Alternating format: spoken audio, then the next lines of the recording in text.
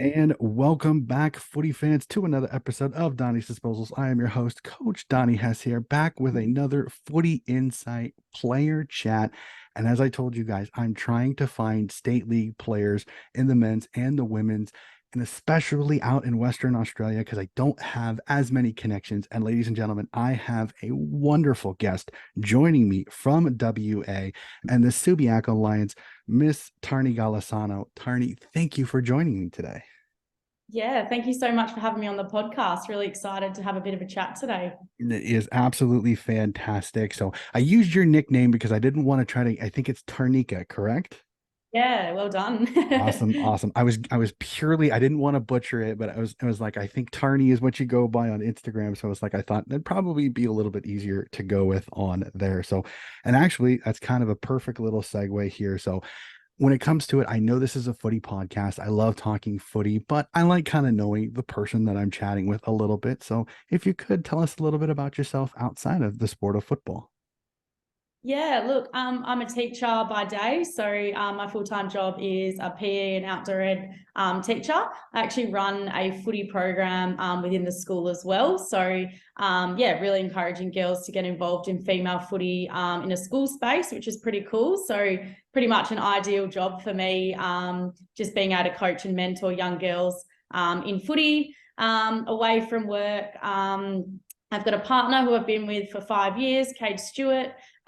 We just recently purchased a house together last December. So yeah, just navigating life as homeowners and always doing stuff around the house. And yeah, we love our boating, our fishing, camping. So spend a lot of time out on the water, a lot of time up north camping with family and friends.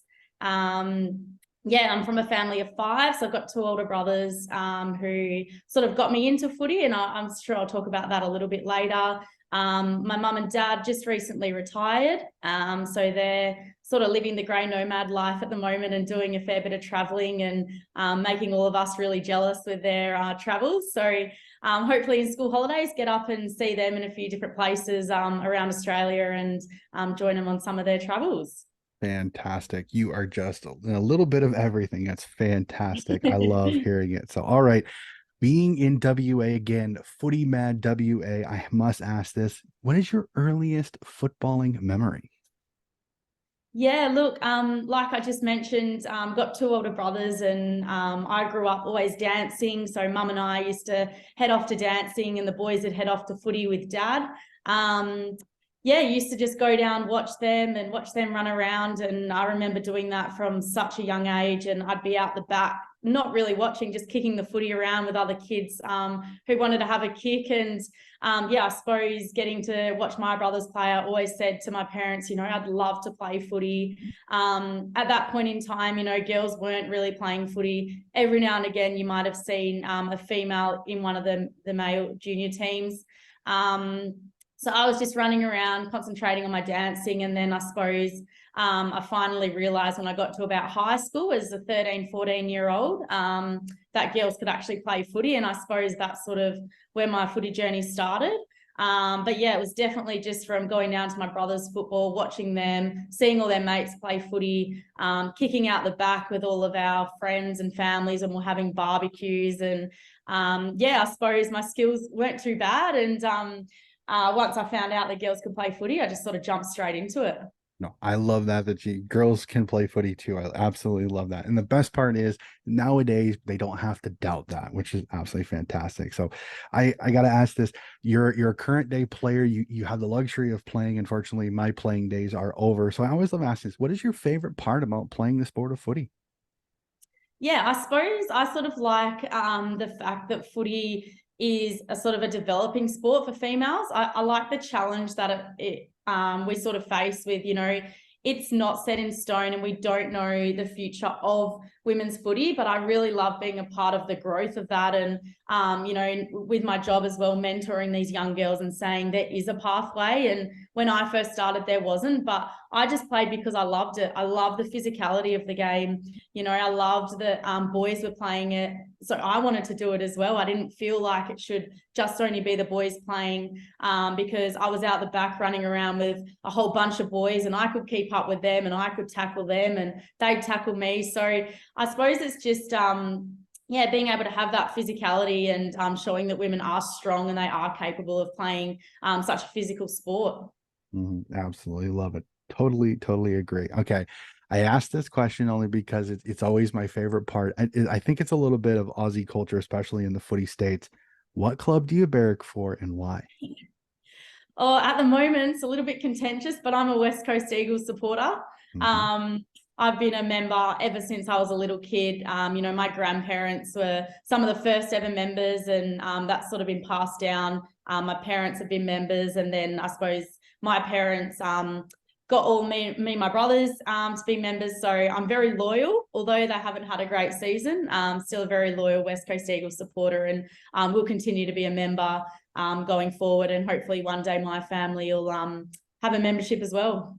Hey, that is, I appreciate that because especially one of the things being over here in the States is that supporters over here are very fickle. They tend to either follow players or they tend to follow winners. So it's one of Yeah, those, if their team starts to lose, well, now I'm going to jump to this team because they're winning. And yeah, it's almost very frustrating because I do consider myself a very loyal fan. And when my teams do have down times, I stay with them. I don't jump ship. So I really, yeah, I respect that. I have absolutely no problem.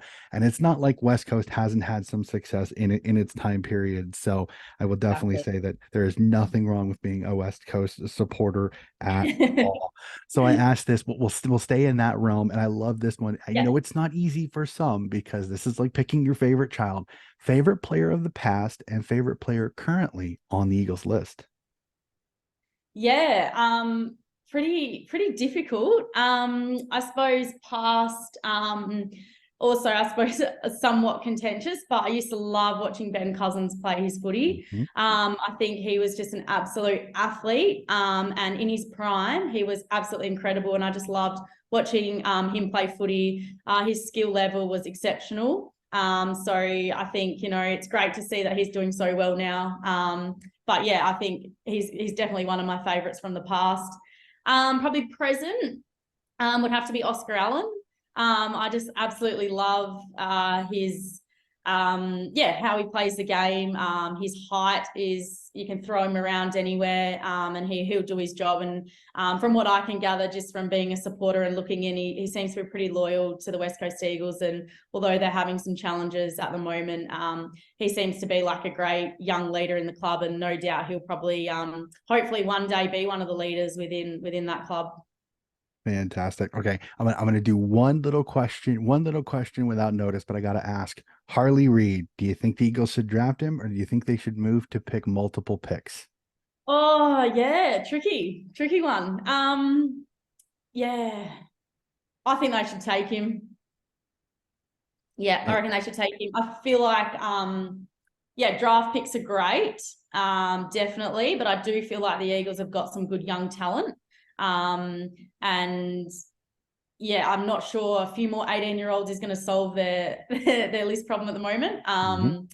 Yeah, I'd like to see a few more mature players come in or with experience, and then sort of build from there and just keep working on their young players that they've already got. I don't have a problem with it. The only trade, if I was the West Coast Eagles, the only trade I would take is 2 and 3 from North Melbourne. That would be the only trade that I would take. Yeah, And then yeah, I early. think if they do take that, I think they take the Claremont defender Daniel Curtin and try to keep Yeah, WA talent home. I think is I agree. the only way they do it is 2 and 3. I honestly believe that. And I don't think North Melbourne is risking 2 and 3 just to get one. So I had to go there because I know it's the huge discussion in the Victorian media because I know all the Victorian media are like, West Coast need to get multiple picks. And I go, yeah, they probably do, but it's hard to argue that this kid is not one of the best in this particular Yeah. draft. So no argument there. We will reel ourselves away from the AFL and we will go to the WAFLW and to you. So I have to ask this as a player with the Subiaco Lions, how is it that you ended up on the Lions list? Yeah, so when I first started playing footy, my sort of local area was more West Perth. So I got scouted through school footy, and obviously ended up at West Perth, who were quite a strong team at the time. And then not sure why, but a few girls started moving over to Subi, which at the time was actually called the Coastal Titans. And I suppose I wanted to sort of, a few of the girls that I was playing with at West Perth, very talented footballers, a lot older than I was at the time, and sort of looked up to them. So I suppose somebody from Coastal Titans also got in contact with me, went and had a little bit of a meeting, involved my parents at that time because I was quite young. And my dad was actually a former Subi player himself. So it was sort of fitting as well to move across, obviously follow those girls, as well as play at the same club that my dad got to play for as well in his time. I thought it was a great opportunity. The coaching staff were excellent at the time, and I just thought it was going to be the right decision for me and my development with my footy, and moved across, and yeah, obviously gone from Coastal Titans and now fully emerged to Subiaco Footy Club. So yeah, very happy there and have been playing there for quite some time now. There's nothing wrong with that. As long as you enjoy your footy, that is the biggest thing there and the best part is your development. So I love this question because it's always so much fun because in the player interviews that I've had, I'm always fascinated on how they answer this. I know you're still in your career, you're still enjoying it. What is your biggest accomplishment so far as a football player?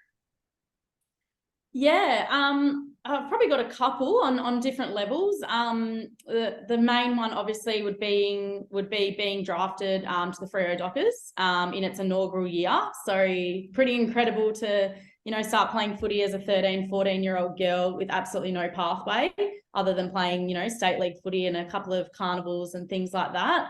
So to actually be a part of that first ever team is something that I'm pretty excited that I'll be able to tell kids, grandkids eventually that, even though I wasn't there for very long, I was there in its first year and got to actually be part of creating that, which is really, really exciting. So definitely would have to be one of my highlights in my footy career. I suppose more for the sentimental value of it and the fact that, women can play at the highest level and I got to have that opportunity, which is pretty awesome. And then I suppose achievements wise in regards to playing footy in 2013, I think it was, or it might have been actually 2014. I was in the state 18s team for Western Australia. We hadn't had a win in quite a while and we managed to beat the Victorians and take home the cup. So that was pretty awesome to, be the champs of that carnival and was named All Australian as well that year. So very successful carnival and just to actually win that was pretty incredible and something I'll never forget. Had my parents there as well watching. So looking back at that team, if you have a look at the photo, majority of those girls are playing AFLW or have been. So it's a pretty incredible team and quite proud to be a part of that. Always fantastic. And I say this with respect and kindness. It's always great to beat the Vics at footy, isn't it? Yeah. I, as a Swan supporter, and I have plenty of friends that are Victorians and Victorian club supporters, and I rib them all. I rib them all the time. I'm like, we play in the VFL. It's just called the AFL. So then it's a lot of fun. So I always have a little bit of fun whenever I can have some fun at my Victorian fans. Again, all love. It's just a joke. I'm just having a little bit of fun. So, all right. I always love this. Again, I think footy has a great companionship and mateship. So I always love this. Who's your best mate at the Subiaco Lions?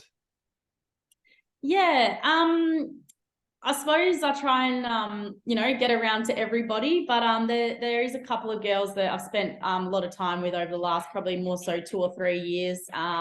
Very similar interests away from footy, which is always really important as well. You got to be able to bond with your teammates away from footy. So I'd probably have to say Liana Burschel. We really into our camping and fishing, as I spoke about before. And she's the first one who's always keen to, go on a camping trip and pop out the swag and jump on the beach. And really enjoy hanging out with her away from footy as much as I enjoy going down to training and having her there. Awesome, awesome. I love that. And then I love getting in the rooms because each team is different. Their dynamics are different. So I always like hearing this when I talk to players. Describe to me the Subiaco Lions room this year with the girls. Was it fun? Was it business-like? Was it energetic? Kind of what was the group like this year? Yeah, this year, probably a little bit different to, I suppose, previous years. We've had quite a few young girls join us. So I feel like the vibe has been, very energetic. Quite a few girls love the loud music. They love the hustle and bustle, getting around each other. So I suppose it's a really fun vibe, but also we know when it's time to be quite serious and knuckle down and get into our warm up and things like that. But I suppose walking into the room, a couple of hours before the game, everybody's up and about. Everyone's really excited to be with each other. Music's on. And then I suppose when it's game time, when we're getting closer into warm-ups, it's business. Awesome, awesome. And the ability to have a little bit of fun on game day and not take it so seriously to enjoy it is always great on that one. So I love, again, it's one of the parts that's frustrating for me because again, I love women's footy. I love supporting women's footy. I love being able to give stories like yours out here. So I love doing this because unfortunately you guys are not full-time. So you're not full-time athletes. So you have to supplement with your income, as you said, with your teacher. So I like finding out, again, this is not always the easy part, is what's a typical training day for you nowadays, like when you're in school? Yeah, well, I suppose I'll get up, about 6:30, get into work. I'll have a full day of teaching. So obviously PE, footy, outdoor ed. So very, I suppose, physically demanding job. I'll be out in the sun all day. Work all day. I'll always like to stop in at home before I go to training. I just feel like a little bit of a reset. Have a snack, fill up water bottles. So I'll probably spend about half an hour at home before I head to training, jump in the car, get to training, and then probably don't get home till about 8:30 that night, have a quick dinner, shower, and then straight into bed because I'm somebody who loves my sleep. So I'll try and rush around and do everything so that I can sort of get to sleep by about 9:30 latest, and then ready to go for another day at work the following day. Love it. And the best thing is that you have that break in between, that kind of little reset, get your mind ready for everything that goes. That's fantastic. And then I love game day. Say a home game for Subiaco. Do you have any traditions that you like to do, or what is kind of your typical game day? Yeah, I'm not too superstitious, but I do like to do things certain ways on game day. Really into my hydration, so making sure, I'm sipping on water from the moment I get up in the morning. I'll have a coffee first thing, make myself a coffee, and then always eggs on toast. So I have avo and eggs on toast every morning before game day. Depending on the time of our game, which generally is around 2 o'clock. I'll try and have my brekkie a little bit later, around 9:30ish, just to make sure that that's going to tie me over up until the game. Have some brekkie and then get organised. I'm quite particular with my hair when I'm playing footy, so I set a fair bit of time aside to do my braids in my hair. That's got to be perfect. If I'm not feeling that, then it's not going to be a good game. Got to get my hair done. Then get dressed and get down to the oval nice and early. I don't like to be rushed. I like to kind of cruise in and have a fair bit of time.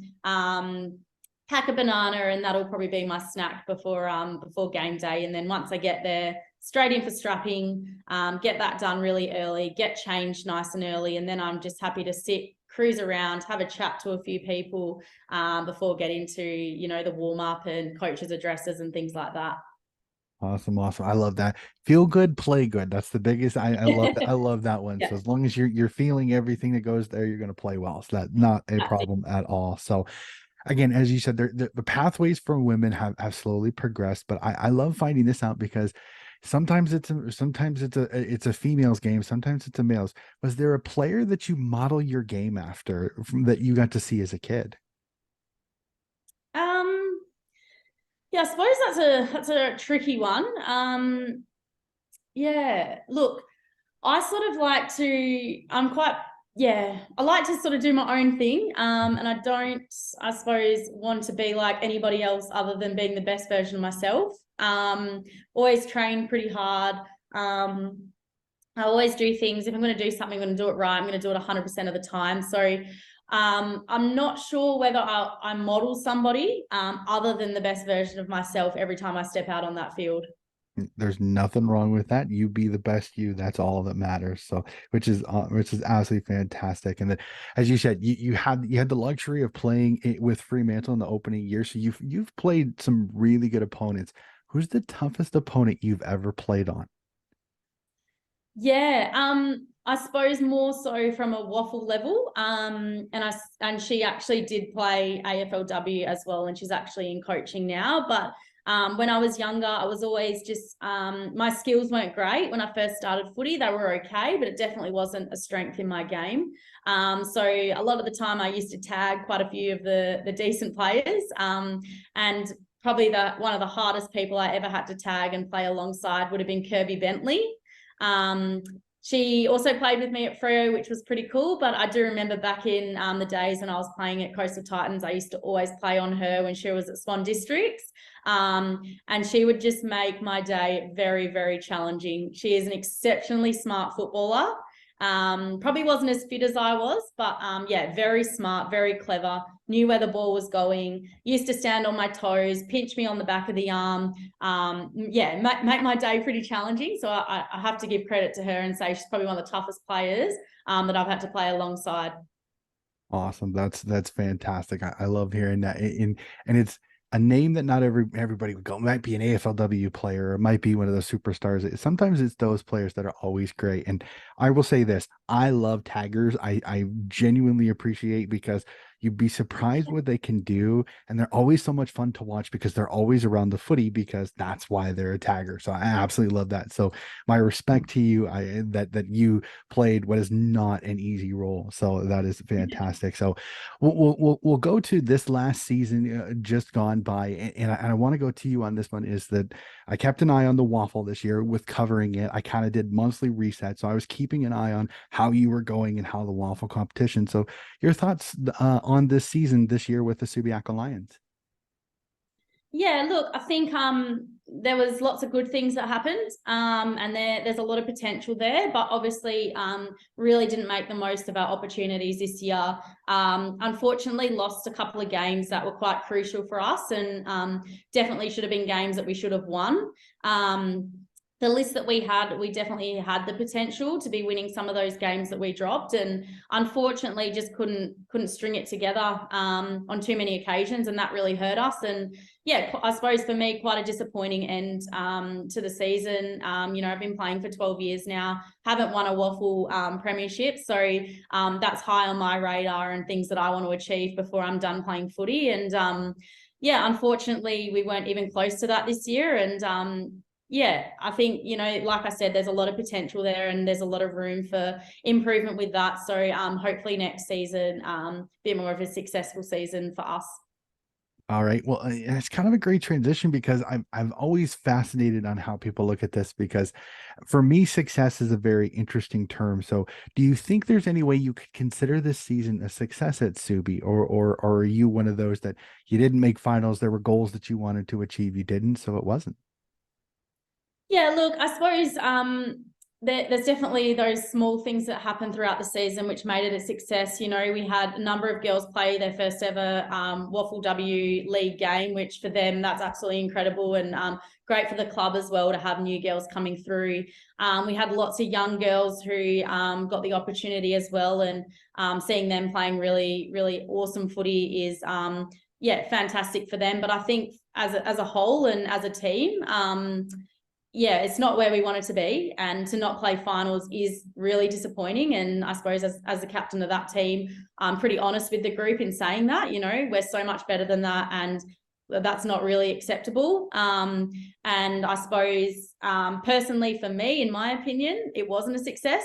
It's not about, I suppose it's not just about winning the premiership, but it's about being the best team that you can to play those finals and to get to that next step. And you've obviously got to get to finals to win a premiership. And unfortunately, we couldn't even get to finals. So not really good enough when, you know, we just let too many opportunities slip. Yeah, unfortunately, falling 2 points short had to be frustrating. In the Yeah. fact that you were in the finals for most of the year, and then just Swan Districts nicked you just at the end. So it was one Yeah. of those seasons. It was one of those seasons. I think everybody talked about Claremont the entire year, but the evenness from 2 to 6 was insane this year. It was so interesting because there was always those tough games. Claremont would usually get the dominant win, except for it seemed like when they played East Fremantle, but the whole competition was absolutely a blast. I had a ton of fun watching it. I can't wait for next season already. I know it's way too long from now, but I thoroughly enjoyed it. So I asked this, as you kind of said, there were some failures unfortunately this year. What do you think was the biggest challenge this year for the Subiaco Lions? Yeah, I think this year, as I've mentioned before, we had a lot of new girls coming to the side, which is absolutely incredible, and we're really stoked, you know, that girls are wanting to come to Subi and play footy with us. And I think that also though proposes quite a few challenges. We lost quite a few girls and brought in a relatively new group. So I suppose just trying to find that cohesion was probably one of our biggest challenges, and understanding how people play. Understanding where people play, putting people in different positions. And I think probably just lacked that cohesion between not socially, I think, you know, culturally in a fantastic position. And it's just a shame that didn't then translate onto the footy field for that, you know, game day cohesion when we're playing games. And like you just mentioned, the competition this year, it was incredible, and teams just keep getting better and better. So I think, you know, everybody needs to move forward with that. Everybody needs to work on themselves away from, you know, 2 or 3 training sessions a week. You've got to be doing more now because, the competition is just getting better and better. And unfortunately, if you're not willing to do the work, you will get left behind. Yep, absolutely love that, and leading from the front, absolutely great on that one. So we'll have some fun for this. I love setting goals because I think sometimes it gives you that tangible thing to look at. Do you have a goal set for next season already? Well, I suppose you got to look at our season this year and what we sort of want to improve from that. And it's not very realistic to say, you know, we want to win a premiership. And although that's my goal and that's, you know, what I want to achieve, you got to sort of break that down into smaller goals. And I suppose for us, it's going to be having a fast start, and it's going to be getting some solid wins on the board early, because we don't want what happened this year to happen again. And like you mentioned, 2 points, you know, that's half a game. So we want to make sure we get a fast start, we get on the board early, we get our wins nice and early, and then we'll just settle into the season. And then I suppose the main goal being just to make finals next year. I definitely think, you know, we're a finals team. So hopefully that's where we can end up. I definitely think it's definitely possible. Full and one draw is all that really got you there. So Yeah. it's there, and the growth Yeah, you'll see from young youth players there's a lot to be positive of in Subi, absolutely for sure. And then, absolutely. so I'll jump to this. This is always one of my favorites. I think the women's game absolutely connects with the fans a lot better than the men's game. And again, I mean, in no disrespect to the men's game at all, but I really do feel like fans tend to really appreciate the women's game a lot more. So I asked this of you. Do you have a fan interaction with maybe a young girl or a young boy, or maybe even something crazy said from the outer that just sticks in the back of your mind? Best fan interaction you've ever had? Yeah, so when I first came out of uni, I actually went into primary school teaching. So I did a little bit of primary school teaching for a while. A job opportunity came up and at a really good school, and I took it with both hands and got to actually teach 32 year threes, which was Oh boy. pretty incredible. Um, I suppose it's not, you know, a random fan interaction, but one game, I think it might have been our first final. This would have been maybe 4 or 5 years ago. one of the mums actually organised the class to come down and support. And I had 32 or somewhat 28-ish year 3 students running around the boundary with signs saying, "Go Miss Golisano," photos of me, my jumper number. And I'd never really experienced that before. So that was pretty incredible. And to know that, the parent group and the students were getting around me and supporting female footy, that was a pretty surreal moment. And yeah, I'll always remember. I've got the most incredible photos from that day, and hearing the kids yell out my name, "Go Miss Golisano," every single time I got near the ball was pretty awesome, and something I'll definitely remember. That definitely probably gave you a lift on that day. That was probably fantastic. That is absolutely magnificent. I love that story. That is great. So I'm gonna have a little bit of fun with a few of the questions as we kind of wind down here. And I love this just because I want to see how you handle this. I'm gonna take you out of the jumper and I'm going to put you into the list manager spot of the Subiaco Lions WAFL W team. You can take one player from any of the other teams in the WAFL W to join to give Subi that chance to make finals next year. Maybe give teams like Claremont and East Fremantle a run for their money. Who's that one player that you would have join Subiaco next year? Yeah, look, that's really tough. Obviously haven't thought about that question. Look, I think we could do with a nice tall forward.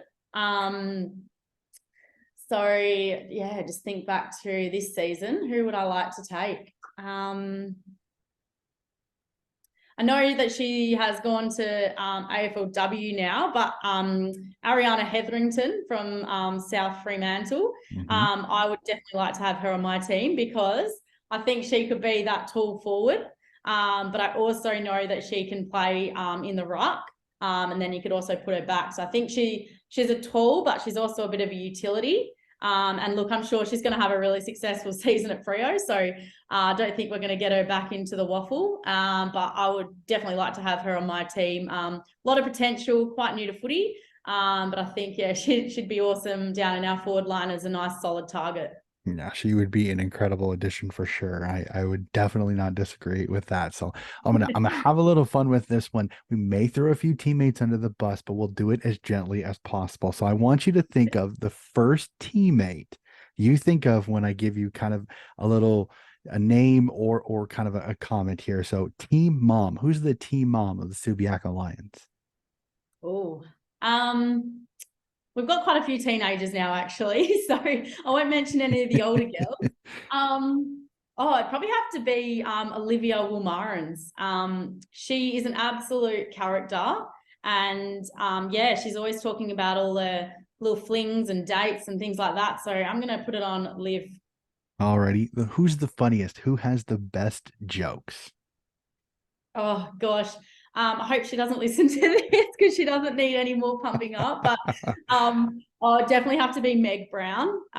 She's new to the club this year. Oh, gosh, she is just always, yeah, cracking jokes. Loves it. Yeah, 100% Meg Brown every day of the week. And you love those players because they keep everybody calm, they keep everybody loose, which is absolutely fantastic. All right, who's the toughest? Who's the one that if you get into a street fight, you want right next to you? Yeah. I'm probably going to have to say Claire McCarthy. She's one of our Irish girls. She's been at the club for, I think, maybe 3 years now. I'd say one of the more mature girls like myself. But yeah, she's an absolute tough nut who plays in our back line, and she's going to have your back every day of the week. So if I was having a street fight, definitely have Claire standing next to me. All right, who is the social butterfly who's all over the socials and everybody loves being around? Yeah, social butterfly. Probably going to have to say Eva Popovsky, Poppy. Yeah, loves being on the Instagram. She's currently been highly obsessing over the Tillies for the soccer. So I have seen lots of photos from the soccer, and Yeah, which is awesome. Getting around female sport, love that. But yeah, it's Mhm. all over the socials, signatures, getting boots. Yeah, she's had a great couple of weeks watching the Tillies, that's for sure. No, hey, it's not that is not a bad team to support as well as they are going, as well as they are going for sure. Absolutely. I mean, I may be an American, but I will be 100% honest. I was cheering, I was barracking for the Tillies that entire tournament because it would have been fantastic to have them. Felt a little disappointed how it ended, but a magnificent run in there. So I'll get that in. I was a Tillies supporter for sure this last World Cup for sure on that Yeah, one. go the So Tillies. alrighty. This one definitely may be under the bus. Who has the worst white line fever? Who's the person steps on the pitch and loses their mind with the competitiveness? Oh, am I allowed to say myself? There is nothing wrong. If you want to do that, that's fine. Oh gosh, to be honest, probably me. I'm so competitive. Oh gosh. Sometimes it gets the better of me, but yeah, I've definitely got a little bit of white line fever, but I'm also that sort of person to step away from the footy field as soon as you get off that field. No hard feelings. We've just Mhm. played a game of footy. We'll go have a drink in the bar. That sort of person. But yeah, probably me or back to Meg Brown. She's got a little bit of an angry streak. She's very funny, but she's also quite a competitor, a little bit of white line fever as well. So I'll throw her under the bus again.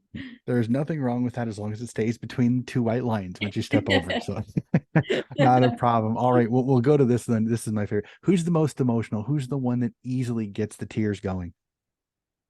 Oh yeah, most emotional. Look, we've sort of brought this up quite a fair bit this year throughout the season. I suppose just I think women in sport and women in general are quite emotional people, and I suppose when you care about something so much, it can get the better of you, and your emotions can come out. And girls aren't afraid to show that, which I think is awesome. But obviously, finding that fine line between navigating your emotions and letting them out. But yeah, I suppose to pick one particular person, it would be pretty challenging this year. Like we spoke about before, it was not a super successful season, I suppose, as a whole. And I think at times everybody had their little breakdowns, or someone given them feedback on the field and they didn't like the way it was taken or received. And yeah, probably pretty hard to pick one particular person. So I'm just going to say, as a whole, everyone was pretty emotional this year. There's nothing wrong with that. It means you have passion, you care for that. Okay, this is another one, and I think I might know who because she's already been mentioned a couple times. Who's the quirkiest? Who is the most unique unit at the Subiaco Lions? um, yeah, look, we've actually got probably got a couple I could use for this, but I'm actually going to say Maddie Dodd. Little Dottie is an absolute ripper, would do anything for anybody, but she's also just got her own style and her own way of doing things. And she's just awesome. She's got a little blonde mullet. She rocks the real old school clothing, and she's just got her little quirkiness about her. And yeah, she just rocks it. It's awesome. Hey, there's nothing wrong with that. You be the best you could possibly be. Absolutely That's love it. it. All right. I'm interested to see if I get the response I'm thinking on this. Who takes the longest to get ready for the games? It's not me. I was wondering if you would or not after what you said with your hair earlier. So Probably at home, it probably is me doing my hair. But no, I'm actually going to throw Tess under the bus here, Tess Lyons. She's always late, so I'm not sure what she's doing, whether she's doing her hair or whatnot. But I'm going to say Tess just because she's late. Although I will give her credit, it was something she was working on this year, and she was much better at it. So sorry, Tess. not a problem. I think I already know an answer for one of my later ones. I'm always interested on this one just because some people take it as a negative connotation. For me, I don't know. Biggest diva on the team. Yeah, biggest diva. I think I mentioned her as the teen mum, but I'm gonna say Olivia Woolmarans again. Yeah, she's just she's about, I think she's 15 or 16, and yeah, she's playing incredible footy, but her personality is just yeah, she just wants to be like one of the older girls, and I'm gonna give her the biggest diva. Not a problem there. For some people, diva is a good thing. So I'm Yeah, interested on this. absolutely. If there was one person that you had to set up to be the cook to make team dinners that you would trust on making a great dinner for the team, who's the best cook on the Subiaco Lions? Yeah. I haven't really done too much cooking and eating with the crew, but I'm gonna say Loz Biloski. She's one of the more mature girls as well, and I just think she'd be that real mum figure, and she already does a great job in mentoring and looking after a couple of our younger girls. So I'm gonna rely on her to dish up a nice dinner for the team. Fantastic. And then to end it is perfect. Who's fashionably late? Who's the one stepping in just on time to team meetings? Yeah, Tess, definitely Tess. I was like, that was set up perfectly. I'm like, I'm probably already know the answer to that one already. Well, so I'm one of the things that I love over here is I've seen it infiltrate even my guys over here that I coach up here is the footy nickname. I love the footy nickname. They're absolutely fantastic. So I must ask, who has the best footy nickname at Subi? Yeah. Look, I'm going to use a coach because I've actually played with her in the past, and she's a current AFLW player as well. But her last name is Schmidt, so Amy Schmidt. Mhm. Um, so she gets Schmitty, but then we just turn it into Shitty. So I think that's probably the best nickname ever. So we've got Amy Shitty. Oh, that's great. Yeah, those are always is fun on that one. So, all right, I love this one. I'm trying to learn more and more of the venues out in the waffle. So I'm going to ask you this. We're going to take your home deck away, take your home field. What's the best road place to go to in the Waffle W for you? Yeah, definitely South Fremantle Footy Club down in Freo. The oval's literally right in the middle of Freo, and it's incredible. It's a beautiful deck. Yeah, absolutely love playing there. Sort of home away from home for me as well. When I was at Freo, we were based there for majority of the season before we moved to the new facilities. And yes, I've spent quite a fair bit of time training and playing on that oval, and always love going to versus South Freo down there. Fantastic. All right. And I tell me, I say this in every podcast, but I repeat it all the time because I want people to know this. I have never been to Australia. It is on my bucket list. I am crossing my fingers, saving up money to try to get over there. So I want to know, I want to be ready when I go to a footy game that I get the best possible situation. So when you go as a patron, not as a player, what's your go-to food at the footy? Oh, hot chips. Hot chippies are the best. We're pretty lucky at Optus Stadium here, though. There's lots of better options than just hot chips. But for me personally, yeah, if I'm just going to enjoy, love to have a gin and tonic and some hot chips and watch the footy, sit back, relax, not worry about my footy, and yeah, watch the boys play. Do enjoy that. There's nothing wrong with that. Hot chips in the footy in the meat pie or footy pie are the top two. In fact, chips is really gaining a lot of steam over the last few episodes. I've had that Yeah. a lot recently, so I think it's all might even be the number one on that one. So, all right, so we'll go to Optus Stadium, and I love this because I want to know best possible place to sit. Where, if you had your choice, where would I sit to get the best possible situation watching a professional game live? Yeah, well, I suppose if you're going to make the trip all the way over here, you better get the best seats. So I'm going to highly recommend the Sports Lounge, which is level 2, right on the wing. Seats are nice and comfy. And then you've also got the little glass room you can go into and get your food and drinks, etc. But hands down, the best place to watch the footy from at Optus. Fantastic. All right. And then my last question that I ask, and I know this isn't easy for some because I'm almost starting a list now to try to watch as many of these as possible. Favorite game of footy you have ever seen? Men's, women's, doesn't matter. Live on the telly, doesn't matter. Favorite game of footy you have ever seen? Yeah, this is quite easy for me. So obviously, as a lifelong West Coast Eagles supporter, in 2018, my whole family and I went to the AFL Grand Final that the Eagles were in. We'd actually booked to go. We didn't know they were going to be there, Mhm. and they ended up getting there, which was absolutely incredible. And obviously beat Geelong in that game. The atmosphere was insane. Probably the best game of footy I've ever seen, ever watched, ever been a part of. And obviously they won. So yeah, just an incredible experience, and so lucky I got to be there with my family. It was wicked. Dom Cheed from the boundary, still Oh, one of my favorites. I know this year's was really good, but the West Coast Collingwood game was absolutely magnificent. I remember yeah, watching it and being an American, we fell in love with a lot of the USAFL players over here. Fell in love with Mason Cox, so many of us yeah. were Collingwood fans. I was a neutral in that because I just wanted to see a good game of footy, and we were treated to an absolute classic on that day. I still love Dom Sheed turning to the Collingwood fans and kind of giving it to him after he slotted that one from the boundary. I was absolutely magnificent. So Tarni, this has been a fantastic conversation. I'm so glad we were able to find a way to sit down and have a chat. I've been wanting to talk with more waffle and waffle W players because I have connections in the sample, but I wanted to find more connections in the waffle. So I truly appreciate you hopping on the podcast today.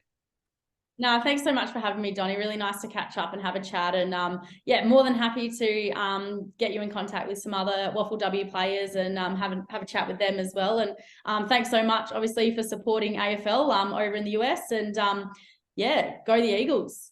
Yeah, nothing, not a problem on that one. I thoroughly enjoy it. But the other thing I got to say this too is that I'm enjoying really getting to know the state leagues in the Sandful and the Waffle because the fans there, there's just something different about the fan bases and the support there and the history. Like one of my co-hosts for the Waffle is Rick Gauchi, and he's a huge Swan District supporter. So he was telling me of the histories of that, and he's got waffle waflfootyfacts.com, and it's got tons of statistics and everything like that. So it's just been incredible to meet these great footy minds and these great people that love their sport, they love their clubs and everything like that. So for me to be able to kind of immerse myself in not only the AFL, because the AFL is easy to get a hold of, especially YouTube is easy, you can find AFL games all the time, but to find waffle W, sample and sample W stuff is absolutely magnificent, and I've thoroughly enjoyed it. So it has been a journey that I thought it may be a little hectic, but it's been so much fun. So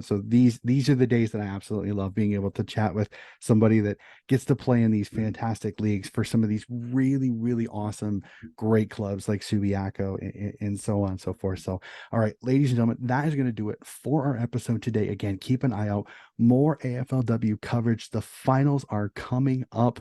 We're going to cover the finals, and then as always, during the off season, we do my supporter series where I plan on trying to find fans from each of the Sandful and WAFL unattached teams. So if you know anybody that'd be interested to talk to me about their club in the Sandful or WAFL, have them reach out. I would love to do that. We will get through the summer months over there, the winter months over here, and get back to footy come March time. Thank you very much for listening, and we'll be back again very soon with another episode of Donnie's Disp.